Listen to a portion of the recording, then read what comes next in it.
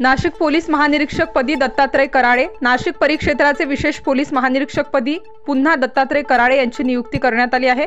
शासनाच्या गृह विभागाने तसे आदेश जारी केले असून कराळे हे आपल्या पदाची जबाबदारी स्वीकारली आहे। नाशिक परिक्षेत्राचे विशेष पोलीस महानिरीक्षक डॉक्टर बी.जी. शेखर हे 31 मेला पोलीस दलातून सेवानिवृत्त झाले। त्यामुळे या रिक्त पदावर पुणे गुन्हे अन्वेषण विभागाच्या विशेष पोलीस महानिरीक्षक रंजन कुमार शर्मा यांच्याकडे अतिरिक्त जबाबदारी सांभाळली। त्यानुसार शर्मा यांनी शनिवारी पदभार स्वीकारून परिक्षेत्रातील निवडणुकीच्या पार्श्वभूमीवर आढावाही घेतला होता। सोमवारी दुपारी नाशिक परिक्षेत्राच्या विशेष पोलीस महानिरीक्षक पदी पुन्हा दत्ता कराळे यांची नियुक्ती जाहीर करण्यात आली आहे। गेल्या 31 जानेवारीला शासनाने राज्यातील वरिष्ठ अधिकाऱ्यांच्या बदल्या केल्या असत्या।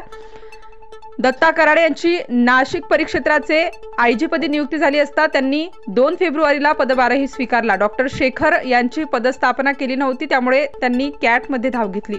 यात त्यांचा कार्यकाळ अपूर्ण तसेच 2 महिन्यांवर सेवानिवृत्ती असल्याचे न्यायालयाच्या निदर्शनास आणून दिले।